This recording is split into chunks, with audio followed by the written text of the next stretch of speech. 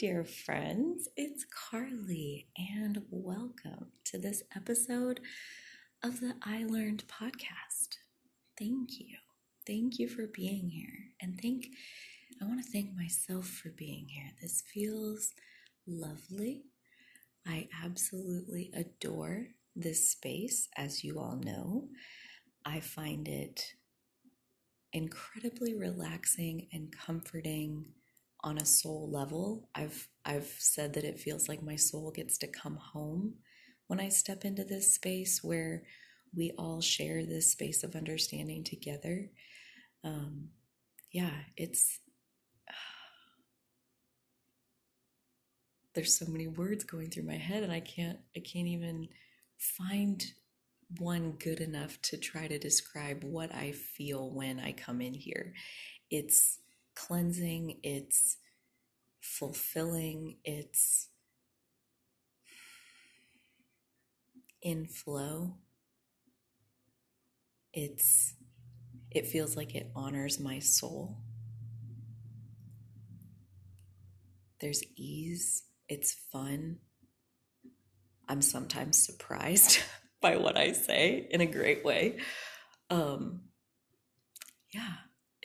It's a beautiful space that we've carved out here in physical reality. We get to carve out whatever space we want, and I feel like this space is the physical embodiment of my inner world. That in this space, it's safe for me to bring my inner world to the outer world. That when I connect to this open channel where I got an open invitation to say whatever I want. It's only ever up to me to edit myself. That's a really liberating place to be when you feel like you're like an eternal student, an eternal learner in this universe, and that you love to share information, you love to share knowledge, you love to share stories, you love to get to make people laugh and make them smile and give them hope for their future. You like to light them up. If that's who you are, then there's lots of ways to bring that inner self to the outer world. And for me, doing this podcast feels like the lowest barrier to entry, feels like the easiest option. I did have a coaching platform that was video based there for a little while, and I personally found that I just got a glimpse of where this is headed. It's funny. I found it difficult to generate content on that platform because I realized how often I leave myself looking like a ragamuffin. If you don't know what ragamuffin means, you can Google it. But it basically means what it sounds like it means, like ragged a little bit, but like in a cute way, like disheveled, but in a cute way, like in a I haven't looked in a mirror in 2 days kind of way. So yeah, it's interesting to take myself and put myself on video, because then I have to look at what I look like, and I don't do that very often these days. So when I podcast, the thought never even crosses my mind what my hair looks like, what my face looks like, any of that. All that I think about is like, are my clothes comfortable? Am I in the right energetic space? It's like energetic criteria at that point. Like nothing physical matters. Like my physical appearance doesn't matter at all. And I personally love that, because like I said, I keep myself looking like a ragamuffin most of the time, and that's the way I roll. So this works. Find what works for you. Like if you're somebody who's happy with like you're all made up every day, and like YouTube sounds like the way to go, or a video-based platform of any kind sounds like the way to go, you're probably right. Like that's really the only reason that I don't do more videos, is because I don't feel like I'm really video ready most days. And I really don't care enough to change it. I'd rather just talk on the podcast. So, yeah, this is my safe space where I can connect from wherever I am, and it is safe for me to do so. And I was talking to somebody this morning about how when we find safety manifesting in our outer world, it's a reflection of the safety we've cultivated in our inner world. Like, I believe that I finally was ready to even step forward into this podcast space because I felt safe enough to do so, because I had an inner safety that I had built up over time and with practice, which is, a lot about loving yourself and honoring yourself and valuing yourself. Like, when we feel insecure and worried about being abandoned, it's because we believe that we're going to be left with nothing because we believe we're nothing.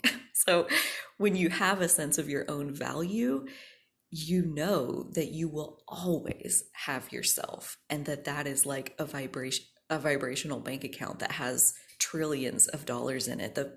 When you have yourself, you have everything that you will ever need. So that's where that inner security comes from. And then once it's, cultivated in that inner world space, now it manifests in the outer world with podcasts and relationships where I feel safe to be myself. And that safety just radiates out of me into every life experience that I have. It's the perfect example of what we create in our inner world gets reflected to us in our external world. So yeah, I'm noticing that my sense of security within myself is so much more solid than it's ever been. And I trust that just like I went from insecure to secure, that Stella, you having a bad dream? Are you okay? She okay. She have bad dreams. She got to yelp. Just like I went from insecure to secure, now what's coming is I think I'm moving from secure to like rock solid. And that's the next transition, where it's moving from belief to knowing. That's a step up the vibrational ladder. There's a higher frequency when you know something. You know it for a fact. No one can tell you different. That the sun comes up every morning. That's a fact. You're not going to argue with me and convince me otherwise. I know that.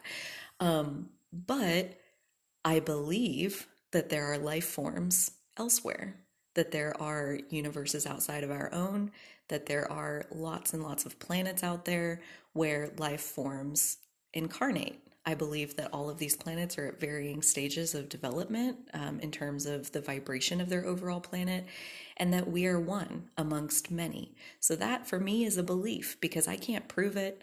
I don't know that it's true, but I'm pretty sure it's true. So that's a belief. So that's a slightly lower frequency than when I know something is true. It's just a more solid, a higher overall vibration. So I feel that shift happening where I'm moving into a place of knowing my security, not just believing it, not just having really good reason to believe it, but that those reasons have added up enough to where I'm beginning to know it. I know my security. I know that every ounce of my own well-being is coming from inside of me. And it's only ever a matter of allowing myself to have that or not. And oh my goodness, friends, these last 24 hours, it's been an adventure. And I am going to take advantage of this space, and I am going to unpack it in detail, because it has been a magical unfolding, to lay the groundwork for the overall effect of like, where am I right now at the end of the 24 hours, or at the end of these 24 hours, I guess, because it's always continuing. I feel like this is very much a a beginning of something because there were some endings yesterday. But suffice it to say as an introduction that this is a win, win, win, win, win, win, win story.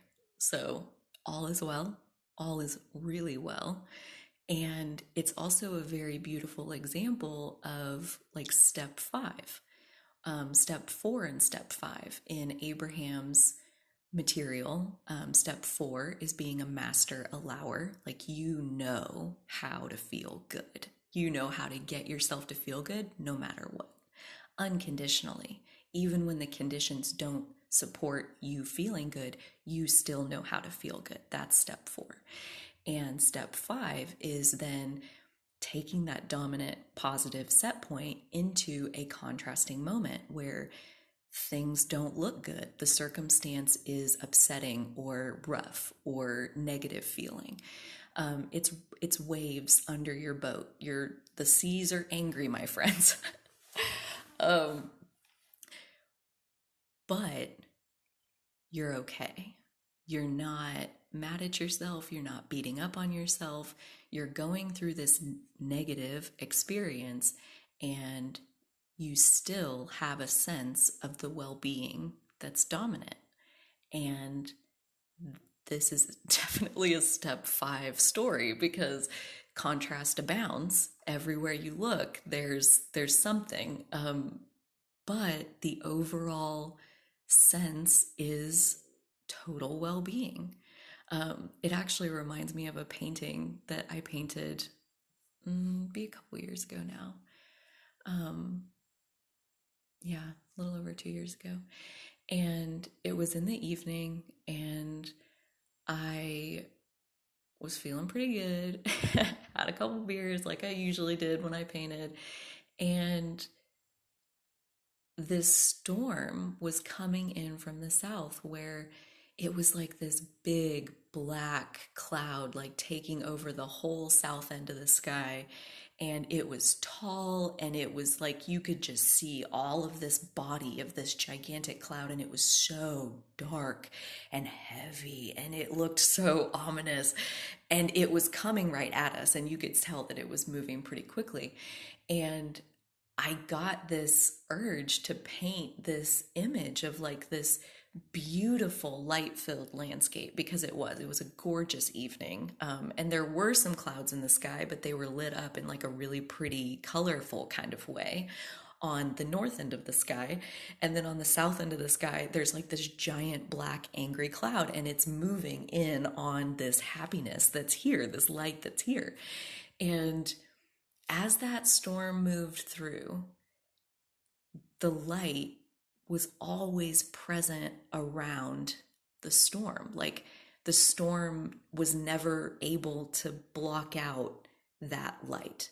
Like, it was so present that it literally, you could see it shining behind the storm. Like, it was so bizarre. I've never seen anything like it, like the storm comes and it's like it's everywhere that you are, right? It covers the whole space. But like, this was so light versus dark, and the dark, no matter how much it was over us, the light was still present also.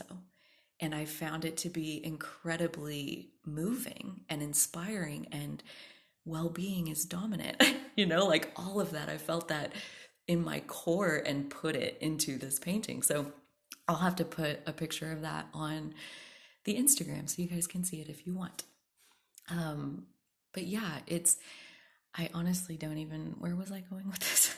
I know I really wanted to tell that story. Because it was a step 5 day. It was a contrasting day. There was darkness that moved through my experience, my little corner of the world, and the light was always present. And that is not lost on me, and it wasn't lost on me during the darkness moving through yesterday. And before I even get into like any of what happened, I just want to take a second to like even celebrate that awareness around this thing I do not want, like this thing that does not feel good is present. And yet there's a part of me that's aware that this is a passing experience. This is not who I am. This is likely, I know now that when things bubble to the surface, that typically these are like soul pieces, soul fragments that are bubbling up out of our own shadow that are ready to be healed. I've talked about that on a lot of episodes lately, of like all the shadow work and all the pieces that are bubbling to the surface so they can be healed. And then there's yesterday. So I also want to start with something that happened this morning, to kind of cap off and tie together this whole exercise in healing. My dog Scooby, she was running really excitedly out to greet Dolly this morning, and she was like, it was outside and running on the sidewalk, and my best guess is that she got her toenail like stuck in the crack of the sidewalk, and when she went to go forward, it like ripped it off of there, because when I let her out the front door, she's fine, and when she gets over by the garage, she's bleeding. So there was something that happened in the 20 feet between here and there that ripped her toenail off, and I have no idea what it is, but that's my best guess. So poor thing, but she's so like vibrant, right? So hard-headedly positive and excited that she ran around tracking blood for like 25 minutes without even like acting like she knew that she was injured. She was just like fine and yeah, like totally good to go. So I'm like, okay, cool. Like, we'll give it an hour. We'll see if it's still bleeding and then we'll go from there. And it took maybe 40 minutes and she's not bleeding anymore. Okay, we're going to be fine here. And then give it like over the course of the next like hour or so after it stopped bleeding, she would like run around really excitedly and it would like bust itself open again and she'd start bleeding again. And she did that, like it stopped bleeding and then she started it again, like, I don't know, a few times. And finally, I don't know if it like the soreness finally kicked in or if her burst of energy had subsided, but she finally like came down enough to where she's limping on it and she's favoring that paw like it hurts. She's like, it hurts, mama. I'm like, I know, you track blood all over everywhere, inside and outside. So I'm aware that you're injured and I'm glad to see that you're now aware that you're injured.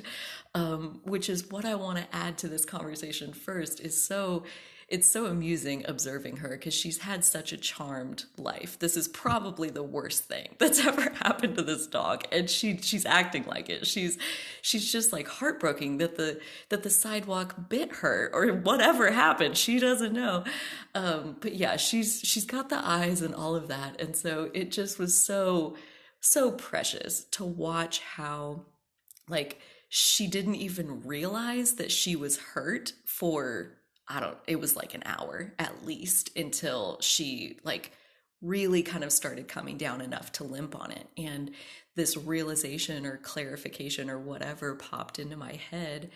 And as I'm like observing all of this, that pain, like physical pain, like her limping on her foot, it shows up to slow us down enough so that we can heal the way that we need to heal. And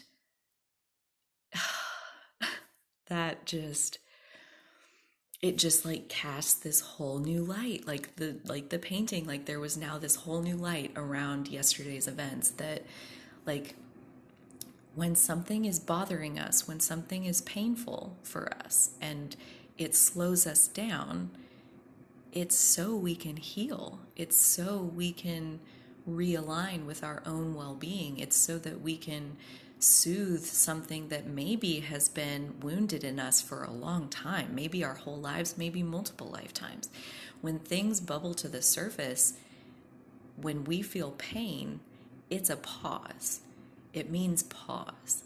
And it's time to heal. There's healing work that is ready to happen. And I don't remember which tarot card this was, but one of them that I pulled recently about all of this was like, there's a couple. In darkness, I'm free to heal everything.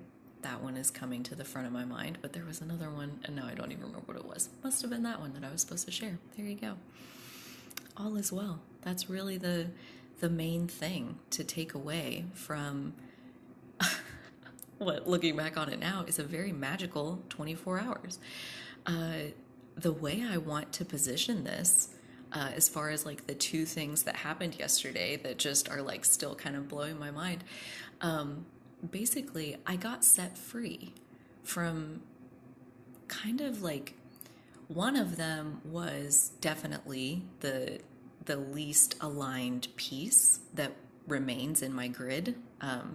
It was, a 3-year commitment that when I joined the commitment, my vibration was in one place, and I do daily work to raise my vibration. And so, 3 years later, 2.5 years later, I'm in a different place. And that just, I've been thinking for a while if maybe I should just go ahead and resign, even though my term is up at the end of the year.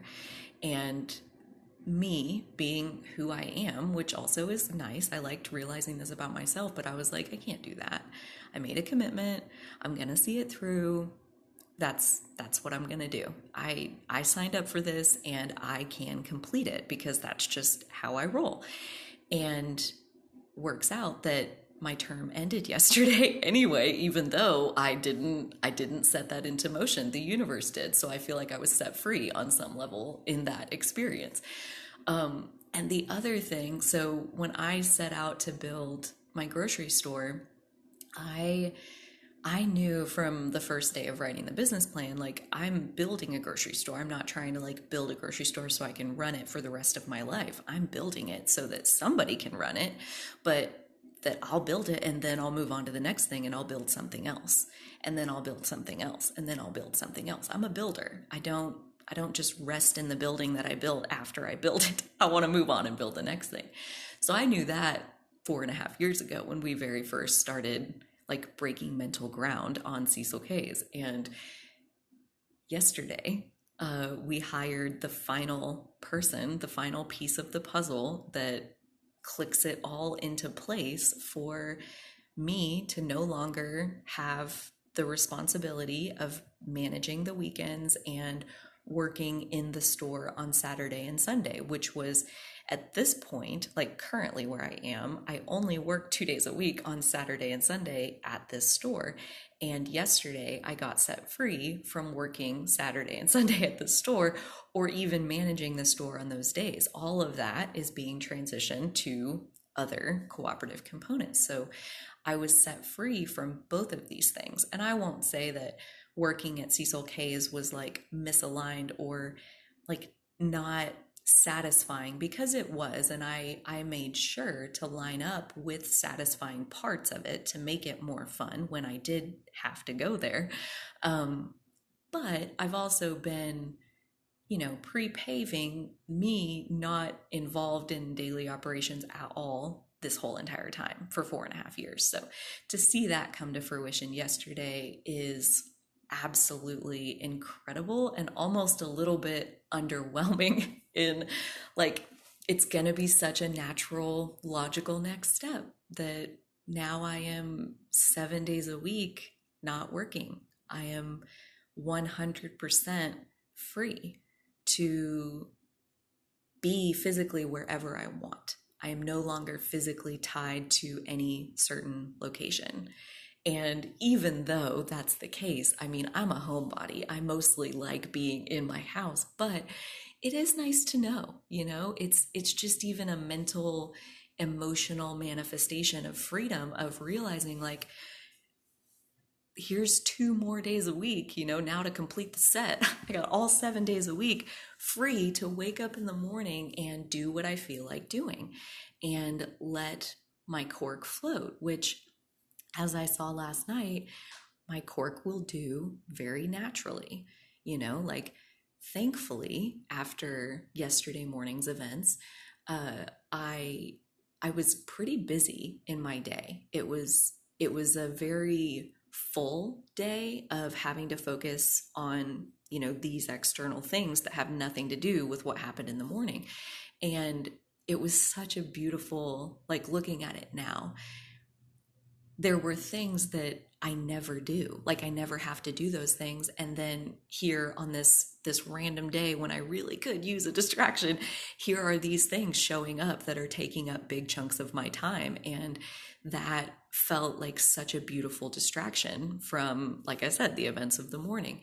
And then when I finally came to a space, like in the evening yesterday, where I did have some space with myself and I could start to, like, I just turned inward. Like, I want to feel better than I do right now. I feel a little shaky. I feel a little bit unsure of things, and that just doesn't feel good. Like, there's a little bit of insecurity, there's a little bit of anxiousness in me that I want to smooth that out. I want to relax it. I want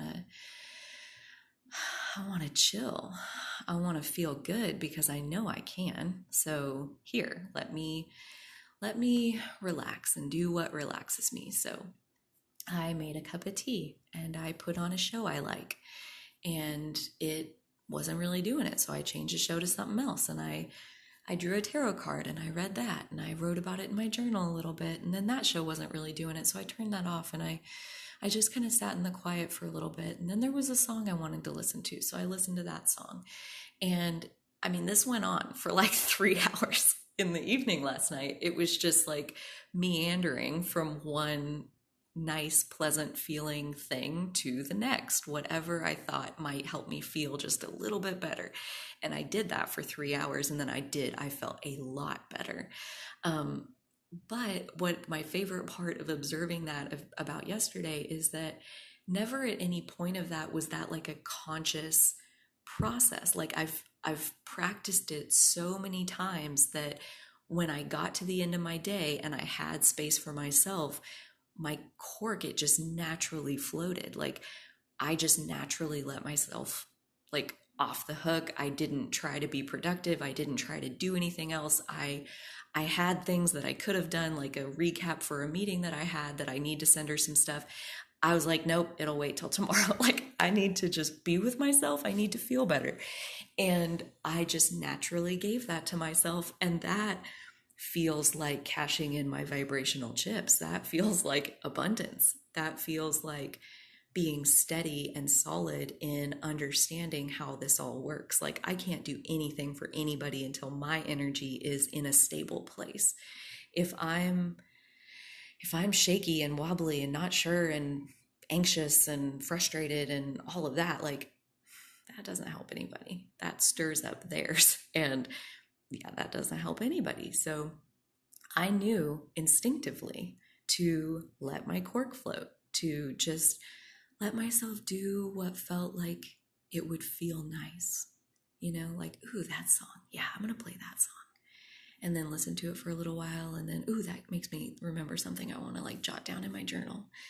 Ooh, that reminds me, I wanted to go look at this. Or, just like letting myself float and receive one idea after another of how can I soothe myself? What would make me feel really nice right now? And giving myself one thing after another that would make myself feel really nice right now. Like I said, I went and made the tea, and when the tea was gone, I went and got the water, and I really savored the water. Tried to just be really, really present in giving myself what I needed to feel as good as I could feel, one step at a time, one foot in front of the other, one song at a time. So that was really beautiful. That it seems like, as I was going back and forth just a tiny bit yesterday with my life coach, Melissa, she came back with reminding me that I am very empathically aligned and that I receive energy in a very powerful way. And that when that's the case, that's a really powerful ability that I think a lot of you who are listening probably have. And when you have that it becomes so much more important to understand how to release the energy that you don't want to carry. When you pick up something, because that's what you do, you pick up stuff all day, every day from your environment, wherever you go. When you pick up something that doesn't feel good, how do you get it back out of your system? How do you work yourself back into a place where you feel good again? Nobody else has to change. Nothing has to change in the world at all. It's an internal process of alignment. And a bigger process of when those things show up that really get us riled up fast, that's touching something deep. And when something manifests in our physical reality, it's always a reflection of our inner world. So if it gets us riled up fast, there's some kind of something that's inside of us that is rising to the surface in this moment to be healed. It's rising to the surface so that we can take another pass at it from where we are now. The things in our shadow, they're old, they're outdated, they're past tense, all of them. They happened in the past when they got fragmented and sent into the shadow. And since that happened, we've picked up new skills. We've practiced new tools, and being able to feel something negative and remember that you have a whole entire toolbox full of things that can help you to feel better and to release other people's energy, that you picked it up, you got to experience it for yourself, and now I want to release it. I want it to be gone. And there's so much process around that that is so beautiful. Like there's the awareness that says, my external world is always a reflection of my internal world. So if somebody is treating me in a way that gets me riled up fast, they are only shining a light on what is already inside of me. And kind of like my angry dream and my anger towards my mom that I was harboring and had no idea. It's like that. Like I'm harboring things that don't serve me and I'm not aware of it until this other person shows up in my life and does what they're doing to get me riled up fast. And all of a sudden I'm very aware. I'm very aware that I'm carrying this energy. And now I have my awareness. I can see it. I can see exactly what it is. And I have my tools to bring to love myself through it, to give myself compassion through it, to forgive myself for quote unquote bad behavior that I exhibited in the past before I knew what I know now, to let myself off the hook on an even deeper level and to invite this fragmented piece of myself back into my whole, to bring it back into the whole where it can be part of the self that I love and that I have compassion for. And it is so many levels to this experience. And I am going to, like I said, I'm going to really sink into the details a little bit just because it's so delicious and so many levels of the onion, the layers of the onion being peeled, and me being guided by my soul to find deeper and deeper places of healing what's at the root of this experience. Meanwhile, the overall effect of the experience was that I was set free from something that I was considering resigning from, but ultimately wanted to see it through on my commitment. And yet the universe lined it up to set me free anyway. And that feels like a blessing. So, it's about seeing the bigger picture. It's about zooming out far enough where we don't just see the storm, we see the light around it too. No matter how big the storm is, the light is always there. And it's always up to us to ground ourselves into it if we want to. And at this point, I think what I demonstrated to myself last night was that my well-being, my good feeling is so dominant that all I have to do is relax and I find myself there. And that feels really nice because I know that I haven't always been there. And we'll get more into that as I tell this next part of the story.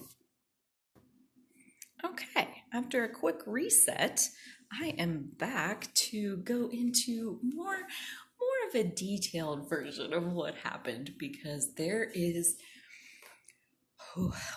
are so many yummy nuggets of understanding and clarity and my soul revealing itself to me. It's absolutely amazing, and I mostly want to tell the story just to get to relive it a little bit, milk it for all it's worth as far as how good it feels to be set free. That like I said, like neither of these things were really actions that they weren't at all really actions that I took. It's other cooperative components showing up in the world and doing what they're doing and affecting my reality such that here I am set free from these couple of things that are kind of that like lowest hanging fruit vibrationally speaking. Like those two things were probably like the two things that were the most misaligned, I guess is the word I'm reaching for there, energy wise, that like based on my current dominant normal frequency, these two things didn't really match. Like neither of them really called to my soul. With my grocery, working at the store that I built every weekend, that one I could reach for satisfaction because it was my creation, and there was definitely satisfying bits that I could pull together and still go to work and be really happy about doing that. I had to focus myself into it a little bit, but I could, and I did. And with the other one, like I said, I had been contemplating for the last several months if maybe I shouldn't just go ahead and resign, and that mostly in the spirit of there are so many fun things in my world right now that are calling my soul, and this just isn't. And that's kind of how I live my life at this point, is if something doesn't call me on a soul level, I don't go. And here's this thing in my life that is not calling me on a soul level, and I'm still going. And I mean, how do you think it was going? It wasn't great. It wasn't like my soul stuff, my stuff where like I was engaged on a soul level. Like I spend my time like that so often that to have to step out of it for 90 minutes once a month was just, it was almost more than I could take. And I was thinking about resigning. And then, I bump up against my ideals around commitment and keeping my word and following through on what I set out to do and all of these things, which kind of comically remind me of my Taurus rising, where Taurus is a very fixed sign. Like once I decide on something, it's done. It is what it is. I decided, and I am moving forward with this thing that I decide. And it takes me a second to decide on that level, but this is one of those things. Like I wanted this. I wanted to be a part of this board that I was sitting on, and I ran to get on the board for a reason, because I wanted to, because it was calling me. And from where I was at that point, this would have been like the fall of 2018. So where I was at that point 2 years ago, 3 years ago at this point, that's where I was. And this thing was calling me, and I went, and it was great. And it it was mostly a contrasting experience that I do feel like I learned a lot from. I feel like I take many lessons away from that board experience. Um, but as far as like wanting to resign, that's not really how I roll. Like, I made a 3 year commitment. I am going to see it through to my 3 year commitment and continue to learn the lessons along the way, whatever those are going to be. And it turned out like it ended up being a lesson about letting go. And when things fall apart, let them go. Don't worry about why it happened. Don't try to figure out how it went wrong or how I went wrong or any of that. Let it fall apart. Let it go and let it unfold however it's going to going forward, and trust that that is in the divine unfolding. So I am going to go into just a tiny bit of the specifics around how I came to no longer be in my board position. Technically, I should have been in on 4 more board meetings, like 4 more months up until the end of this year. And yesterday, I turned in my resignation. And that experience has been powerful for my soul, in terms of being set free, in terms of realizing the universe working in my life, delivering things that I desired that I didn't even, I mean, I had too much resistance. I couldn't even give myself what I desired. I wanted to resign. I told myself no, and the universe gave it to me anyway. So, hallelujah. Like, look at that. Oh my goodness. Like, that's amazing to get to witness. But just for the sake of fun and getting to see all the different facets of how cool this experience was, yeah, I'm going to go through the specifics of it just a tiny bit. So it begins with COVID, basically. When COVID hit a year and a half ago, our board started meeting over Zoom, and that was across the board. We all were on Zoom from our respective locations.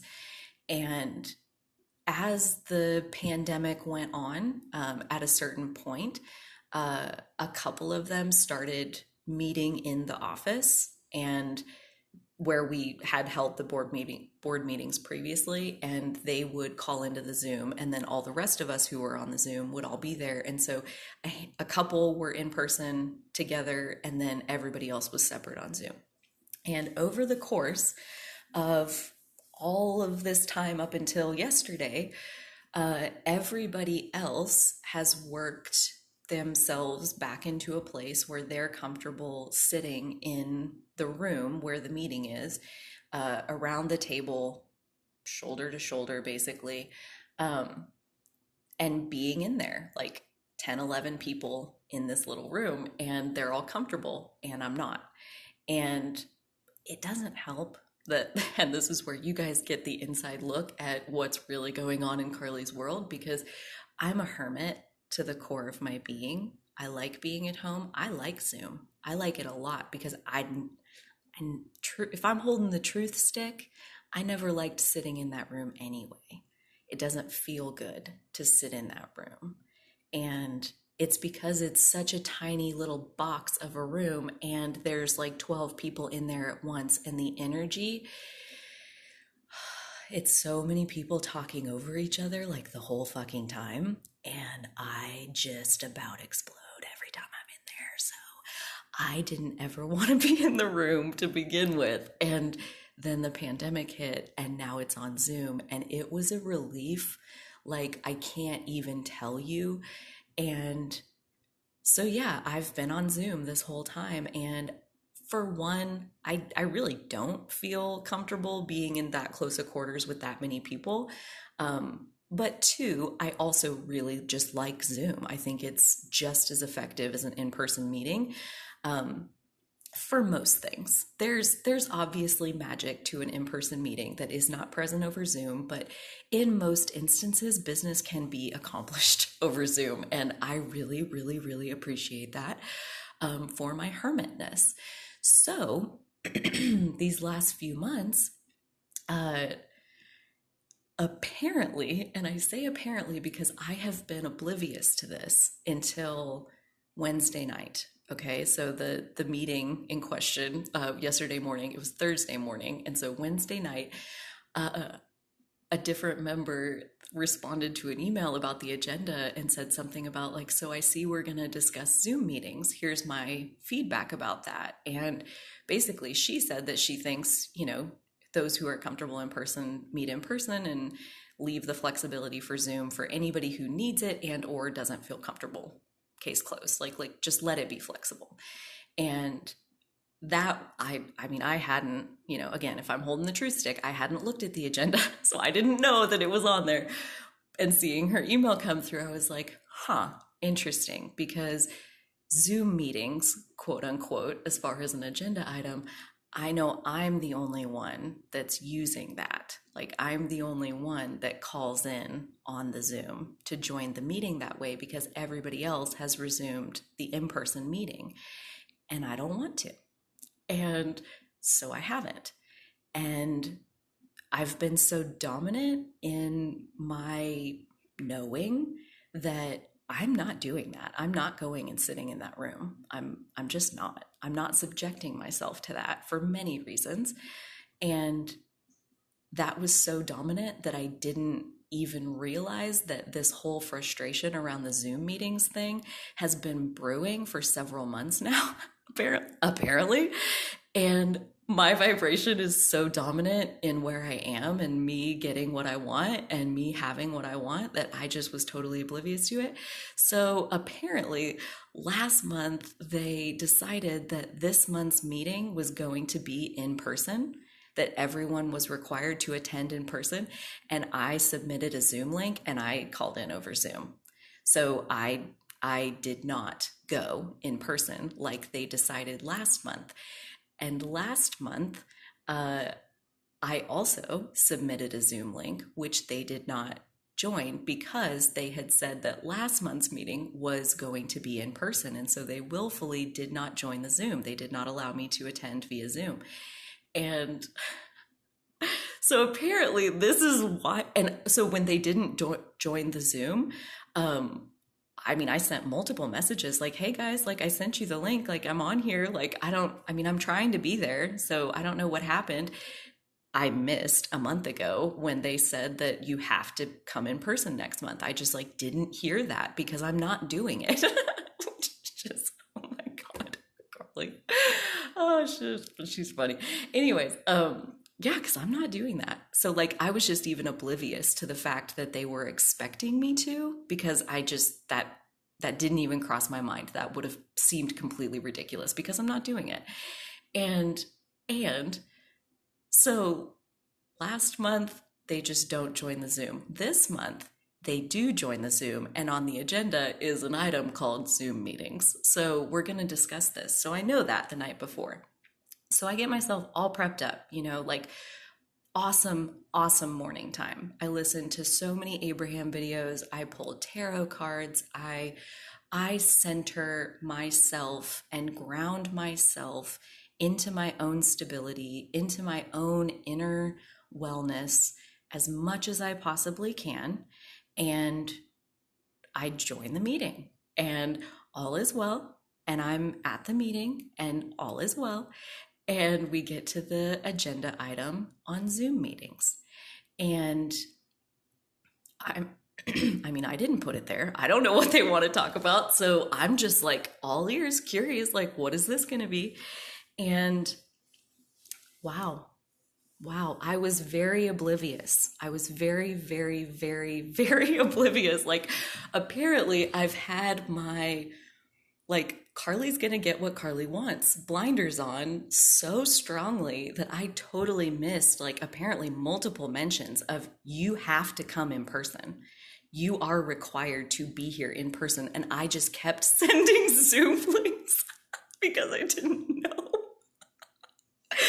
Because my vibration wouldn't let me know that, because I'm not gonna fight this out with you. I'm not coming there. So that was in my vibration, like it was rock solid. And so finally, apparently the frustration has boiled over.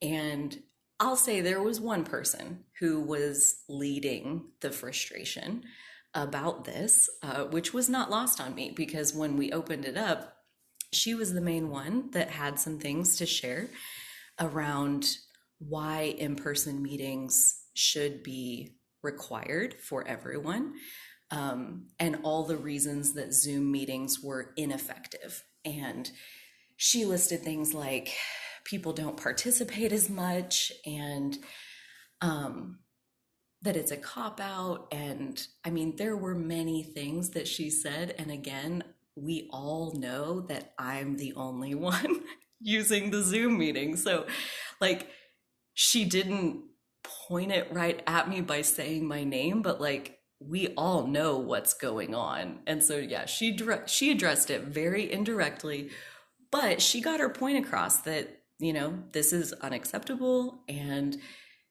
she referenced the pandemic as far as like she's over it. She's done with this.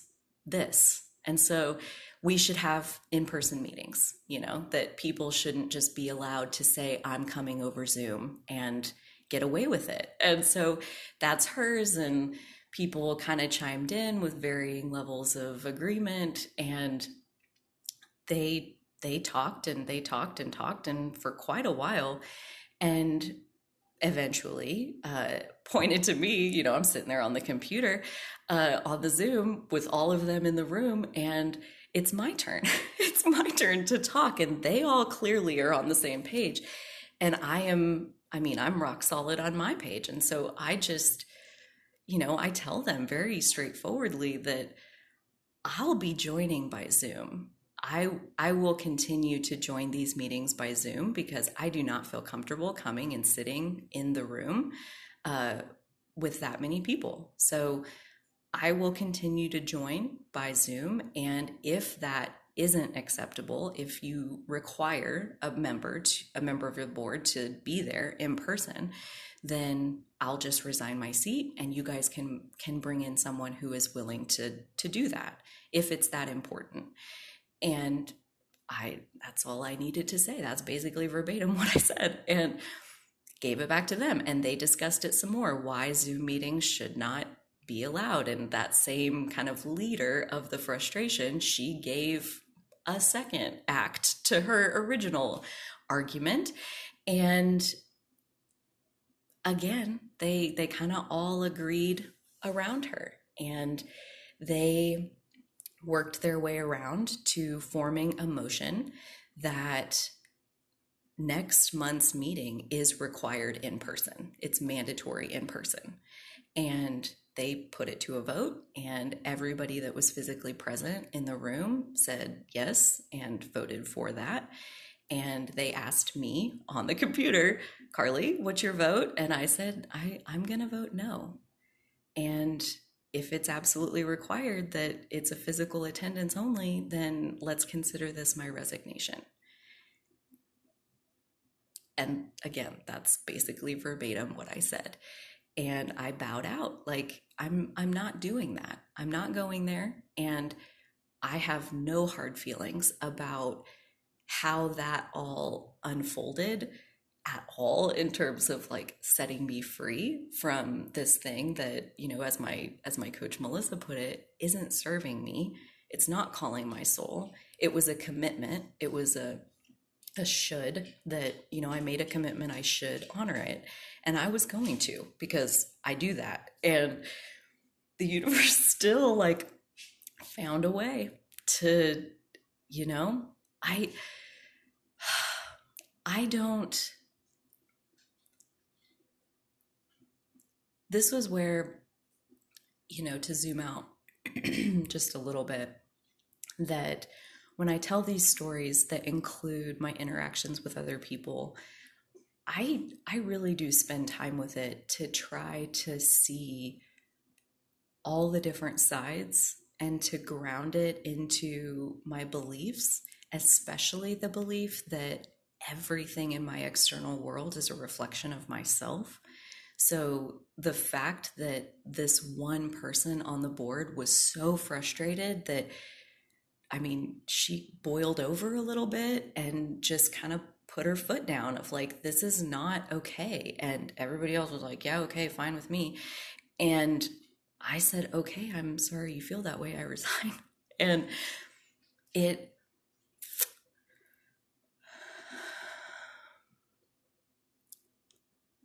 the part that was upsetting, the part that did stir me was just how upset she was by me joining by Zoom. Like my choice to be present via Zoom instead of in person. And she was so frustrated and aggravated with it. And I know enough about like emotions and all of that that our emotions are always ours. And I trust wholeheartedly that the demonstration that she gave in that meeting was so much more about so much more than just Carly on Zoom. I know that in my heart of hearts that that wasn't about me, that I became, again, as my coach Melissa helped me put it, um, I be me and Zoom became the object of projection. So the inner world that she's feeling that fight, and I'm just something to fight with, basically. And in that sense, like I told Melissa, like I feel bad that she feels bad. Like that's really the angst that I'm walking away with, is that she felt so bad about it and was so mad. Like I don't want to make anybody mad. I don't like seeing people wrapped up in that kind of emotion, and especially not where they think it's something to do with me, like dragging me into it. I don't like that. And again, I have to always circle back to everything, literally everything in my external world is a reflection of my internal world. So if I feel like this group of people is siding against me or ganging up on me or ostracizing me or whatever, like really that is a reflection of a minor amount of insecurity that I have inside of myself, where there's personal power with that group that I can reclaim. Just like every single other shadow piece, the answer is often reclaiming our personal power.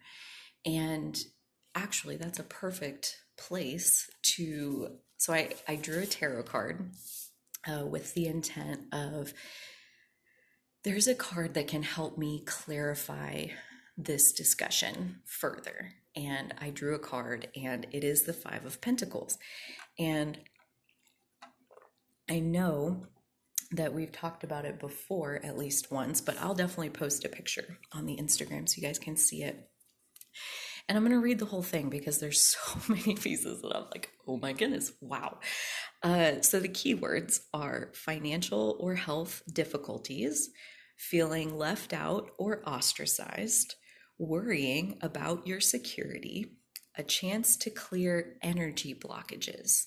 And especially that last one resonates very deeply because it's an opportunity, right? Contrast is clarifying.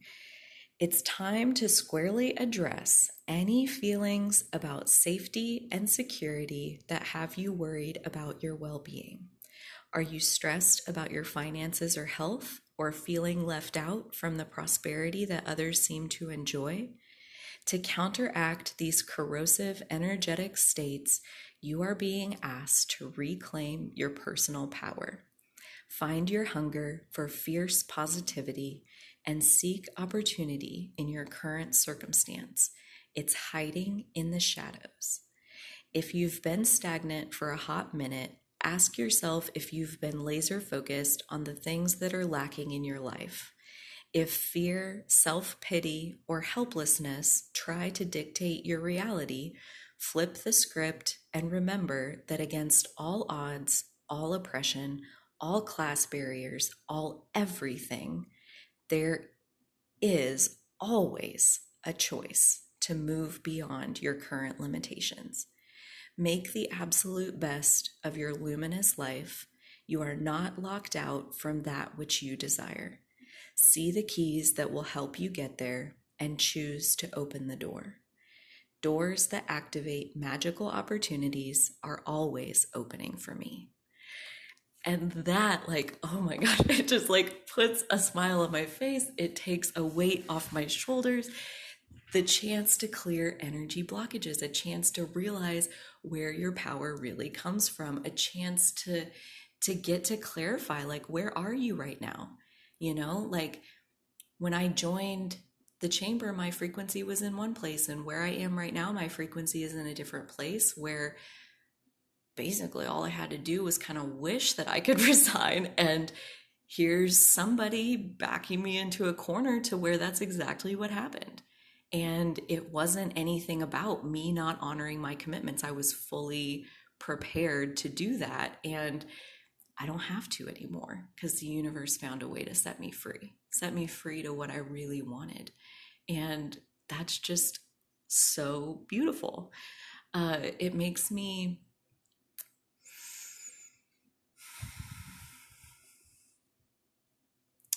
like I said, there's a lot of layers to this. And as I've sat with it, there's a couple of things that have bubbled to the surface. One of them, one of the earlier ones, was that to a certain extent, that like the energy of the demonstration that she did, it was exactly like the angry dream. It was like a step back in time to energy that I used to inhabit. And I recognized my past self in her demonstration.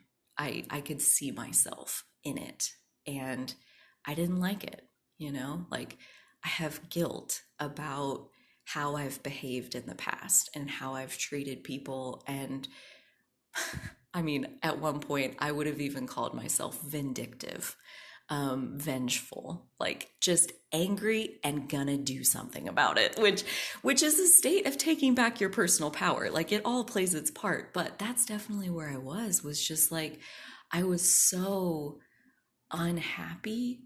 I was so miserable and felt out of control in my life, and shit rolls downhill. So I looked for that fight outside of myself so that I could inflict some of this. And like, it's like a natural desire to like get it out of you and put it on someone else, like blame it on someone else. Brene Brown says in her first TED Talk that blame is defined in the research as a way to discharge pain and discomfort, something to that effect. Yeah, it's like, I know I felt so bad that every day I went to work pissed off, and then there was this one chick on my team that like, I'm gonna make her life miserable because I don't like her. That was how I was. And you know, there's nothing I can do about that at this point. It's in the past. And I was drawing tarot cards last night, and one of them talked about forgiving your past self. You know, like that person yesterday in that meeting, she just showed me like, here's who I used to be. I got to go kind of face to face, so to speak. I couldn't see her. The computer wasn't pointed at her. You know, I was on the Zoom, but basically, and I got to taste that energy real clearly. And it was absolutely like a walk down memory lane. And that card last night that said, you have to forgive yourself, your past self, who acted in a way that you would never act now because you know what you know now. But back then you didn't, you know, and that's not your fault. And just like it's not her fault right now. She's a reflection of my internal world. And in my internal world, I have gotten into a place of such good feeling freedom that the universe totally agreed that, yep, you're right, this no longer fits. Let's get you out of it. And the cooperative components aligned, and here I am out of it, set free. So yeah, it's always just a reflection. It's all just part of like my soul's evolution. These people, they show up to help me put the pieces together of like who I am and what am I here for? You know, like I think it's really telling that I walked away from that meeting and my most urgent feeling was sadness because I felt bad that she felt bad. I'm like, I don't feel like guilty about what I did, but I do feel bad that she feels bad and is trying to point it at me, which I understand is not really a thing. But like, yeah, it just, I have a tender heart. Uh, and she has helped me so much already. Like, not, I mean, setting me free, yes, but also that look at my past vibration. I mean, I absolutely felt like that for a time, and I know it's not fun. So I instantly have compassion for how she must feel in her inner world, that that's what the outside looks like. And also, so she sparked something like deep. Like when I say when people rile you up fast, pay attention to that because most likely there is something really deep in your soul that is bubbling to the surface to be healed, to be integrated. It's time, you're ready. So I know that. So I, instantly turned to my life coach with this big thing. And I put as many words to it as I can to try to understand it myself and give it to her so she can hopefully like give me something to help me clarify my way through this. And she did. She came back with, basically, what is it about this exactly? What happened is bothering you so deeply? And also, when you are emotionally triggered, how do you reset yourself? Going back to, if you're empathetically aligned, when you're open to receiving energy from the world around you, you will inevitably pick up something that doesn't feel good. And that contrast will serve its purpose. And then you'll be free to release it. But how will you release it? How does that look for you? I love how Melissa put it as far as like, there are lots of things you could do. You could take a walk, you could soak in a tub, you could take a shower, you could do some yoga, there's a million different things. And each of us is going to have a different reset program based on our unique body and physiology. So, what does that look like for you? And that goes back to kind of the beginning of the episode and how I just naturally floated up into a relaxed state.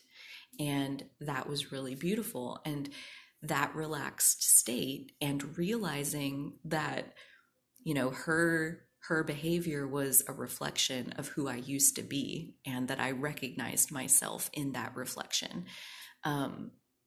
Which that felt like it opened up a whole thing of self-soothing for myself and forgiving my past self, also for forgiving her and letting her off the hook on a whole nother level. It was very healing for me and for my energy towards her. All the way around, it felt really, really good to offer myself that compassion and also extend it to her, that when you don't feel good, you can't help yourself but send not good feeling ripple effects out into the world. Like that's just how it works. When you feel good, the ripple effects you generate feel good. And when you feel bad, the ripple effects you generate, they feel bad to other people. That's just law of attraction. So, yeah, that compassion was necessary. It was a necessary softening of myself towards myself. And, I do my work like every day, my inner work. And here I am still holding on to this guilt about this person I used to be. Like there's one person in particular that comes to mind about somebody that I encountered at my last job, or at the software company job, that like I just was such a bee to her. I was so just aggressively rude. And Yeah, I mean, I have no doubt that she attracted it also. We both attracted it. We both had something going on that brought us together in that space. But still, I did not like seeing myself like that, and since then I have felt bad about it, and the better and better I feel, almost the more and more guilty I feel. But there's nothing we can do about the past. We have to just let it be and focus on who we are now and offer that compassion to ourselves and to others, and to feel really, really, really good now, so that the ripple effects we generate now will feel really, really, really good to others. And that's the best we can ever do. And so, yeah, it's all of that was such an opening, was such a lightening, that happened in the evening last night as I just naturally was letting my cork float. And then, I went to, well, I was sitting in my office, like kind of doing all of this floating. And all of a sudden, I got the inspired idea that I wanted to go look for a bedtime yoga YouTube video. And so I went in my room and I looked that up, and it was definitely a hell yes, inspired action kind of moment of like, I mean, as I was thinking the idea, I was getting up and going to the bedroom because that just sounds so delicious. And so, I mean, I laid on my really soft rug. I didn't even use a yoga mat, and it was just so nice and peaceful. And you basically just like rocked yourself and stretched and did a twist. And it was so simple and easy and delicious, and a very quick 12 minutes. I'll link it in the description if you ever want to give it a try. It's perfect for right before bedtime. And after that, I was feeling really, really, really chillaxed. And at that point, it felt really yummy to take the dogs outside. It was dark, and I could tell from the flickering that there was some lightning out there of some sort, but I didn't really hear a storm.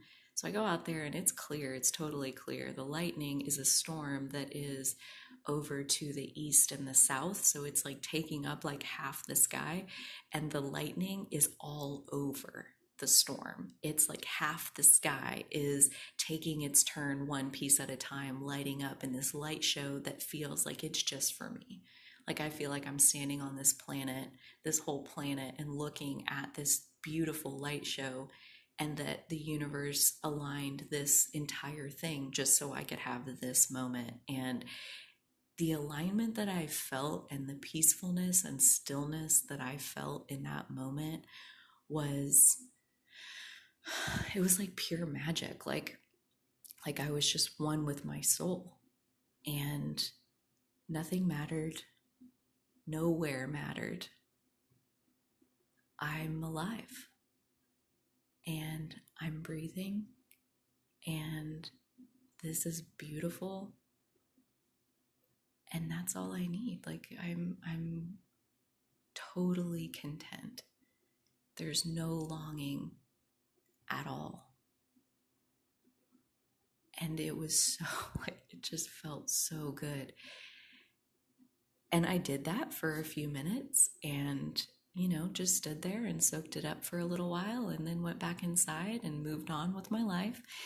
And at that point, it's time for me to go to bed. And my laptop was still in there from doing the yoga, and so I turn on Schitt's Creek to fall asleep to, which is something that I normally do, whether it's on my phone or my laptop. But like, I like to fall asleep to something like funny on Netflix, and I normally, like, since I was little, I fall asleep to sound. Like, I don't do just quiet to go to sleep to, because I can hear things in the quiet, and that's always freaked me out. And now at this point, I mean, it's so much of a habit that I don't even think about it. Like, I'm going to bed, so I need to turn on my sleep sound or whatever. So I put on Schitt's Creek, I get into bed, I'm laying there. It's maybe like a minute, maybe 2 minutes, and I'm just like, this doesn't feel right. I want to go into YouTube and see if there's a guided meditation for a garden. That sounds really, really yummy. Like, I've done a guided meditation one time that was a garden visualization, and I must have just been in the zone, or that person who led the meditation was really awesome, but it was so delicious, and that popped back in my mind that, like, I want to do that again. And so I searched in YouTube for guided meditation garden, and I scrolled through the results and nothing really grabbed me. I scrolled pretty far and like just didn't see anything. And so I was like, ooh, I'll change my search to guided meditation soul. That feels nice. That feels fun. We'll see what comes up under that. And maybe like the fifth or sixth video down caught my eye because of the graphic. I liked that. And the name of it was Soul Retrieval Guided Meditation. And I don't specifically know what soul retrieval means, but I know what those two words mean. And I guessed from the context that that's like shadow work, like going and getting those fragmented pieces and bringing them back into your whole, retrieving those pieces of your soul and bringing them back. And turns out that's basically what it was. And so the first like 5 minutes or so are a golden light body scan. So like one body part at a time, she guides you through shining this golden light on it and relaxing it and releasing all the tension from it. And you spend several seconds on each body part, and it takes several minutes to work through your entire body. And when you're done, that's maybe like the most relaxed my body has ever been. It was absolutely delicious to relax my body that way. And then for the deeper relaxation, she takes you down some stairs into a garden. And I thought, oh my gosh, like, what is this? Like, I took it as such a perfect, like a sign of like, perfect place, perfect time. Like I wanted a visualization about a garden and I couldn't find one. So I switched it to a soul thing and turns out I got the garden after all. So that's really cool. So she takes you down the stairs into the garden and the garden's really beautiful. And then she takes you down some more stairs into this next level of the garden. And so the garden visualization goes on for several more minutes.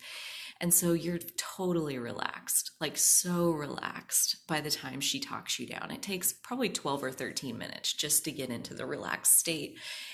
And then the exercise is kind of like a past life regression. She's like, when I say, go, your soul is gonna, or no, sorry. First, you bring forward a negative emotion that you feel regularly. And when she said that, I didn't have to try. It just came that I feel negative when I feel like other people are mad at me or when they don't like me or my choices.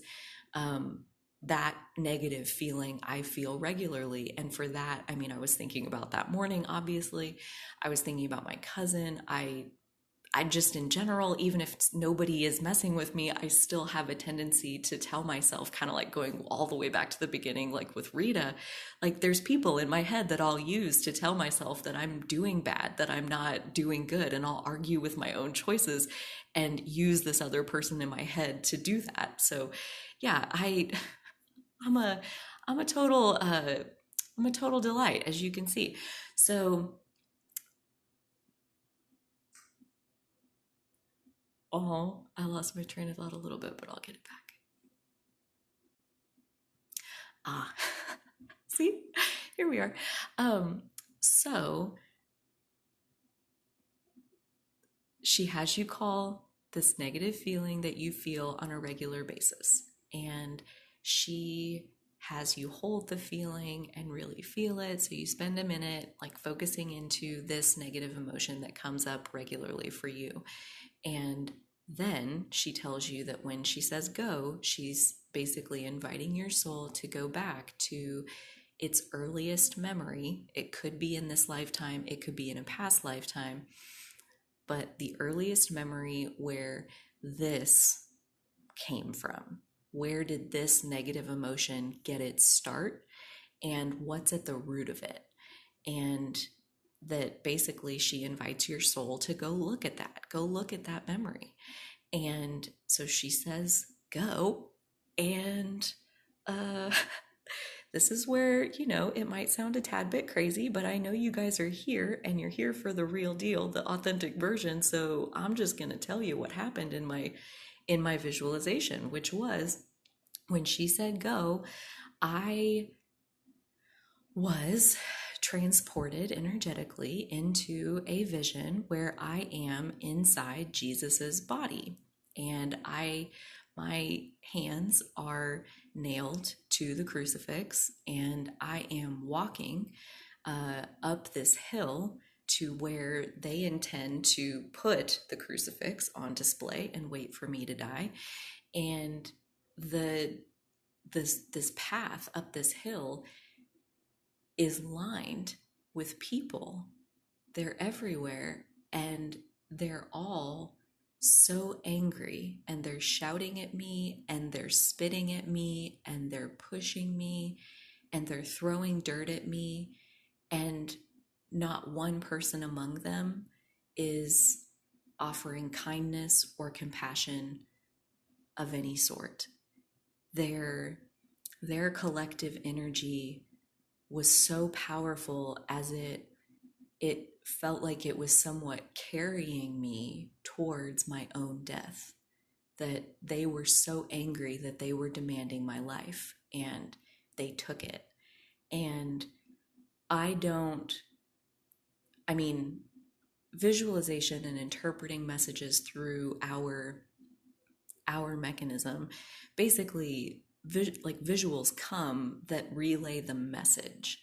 So I don't think that I was in Jesus's life. I mean, maybe, who the hell knows, but I don't think so. I think that general event happened to end at least one of my lifetimes. And it was a traumatic experience that imprinted deep in my soul that says mobs are scary. when there's somebody who's angry, and they're angry enough to get another group of people angry too, that is scary, and that can end your life if left, yeah. And so that felt big, that felt powerful. And as soon as, all of that kind of happened in a flash of experiencing that moment of feeling so isolated, of feeling like I am completely on my own. And not only is no one helping me, but they're mad at me, and they're sending me to die. Like, experiencing that moment was, it took my breath away. It was like the bottom dropped out of my stomach, even though I'm laying on my bed. And it was a very powerful rush of energy through me. And behind the rush of energy, as it moved and left, and what was left in its place was this sense of inner compassion and self-soothing, and like putting my energetic arm around that version of myself, that version of me that lived through that lifetime, who was treated that way, who was condemned by an angry mob and killed for whatever reason. And that part of me that now knows in a really fearful way that, like, people getting angry at you is a scary thing. People getting mad at you is not something to take lightly. It's scary. It's like a survival situation. Like, and as soon as all of that kind of came together, I realized, like, yes, this is exactly why that meeting was so upsetting to me, that I walked away and instantly knew I feel bad that she feels bad, and that it doesn't feel secure, for sure, to be the one person who is on the other side of the way the group wants to do things. And that's where my self-soothing had to say things like, that Jesus experience, that was 2,000 years ago. People are more civilized now than they used to be. We all still have our moments, but this world isn't anything like that, and I'm not like that. Just like all of the pieces of our shadow, that was a long time ago. And since then, we've learned tools, and we've learned skills, and we have a whole toolbox of things to assist us in our journey. And I am not the soul I was thousands of years ago. I'm me now. And there's strength in that because I've evolved and I understand and I identify with my soul, and my soul's reason for being here is to heal. And I also this was also last night where, in that feeling of I feel bad that she feels bad, I have to loop back around with that one to my awareness that I cannot create in anybody else's inner world. Like the fact that she feels bad, there's nothing I can do about that. The only thing I can ever do is create in my inner world. And so I know that she's reflecting something to me that is inside of me to be healed. So the fact that I feel bad that she feels bad, what I can do about that is use her as my muse to do this energy work on myself, to spend that time with myself, to go on the soul retrieval meditation and reclaim my personal power that is this fear that other people can end my life. Because yeah, you're right, they can at any time. But then I have a belief that helps support me in that fear, or letting go of that fear rather, that sounds like basically as souls, that when we incarnate, not only do we choose our path in, but we bring our mission and we understand our exit plan. That basically what Abraham says is all death is suicide. That we all understand our point of attraction on a soul level, and that the end serves its purpose same as the beginning does. So yeah, I mean, there's no fear. There's no fear in these people, or like yesterday morning's example, or my cousin getting mad at me when I came out on Facebook. Like these examples, they do upset me because I don't like people to be mad at me. But now understanding that that comes from a place where a little part of my soul is still fearing for its life. When people get mad, I get worried that they're going to kill me. And that part isn't current. And I feel like through this experience yesterday, I reintegrated that piece that was worried about its life and its safety, and invited it back into my inner world where, yeah, it doesn't feel good to witness other people being upset. But at the same time, I can only ever do something about my vibrational output, about my alignment or lack thereof. Like, how good do I feel? That's what I can do something about. That's what I can demonstrate to other people, is that when I feel bad, I know how to fix it. And after yesterday's meeting, yeah, I've had worse days, but I didn't feel good.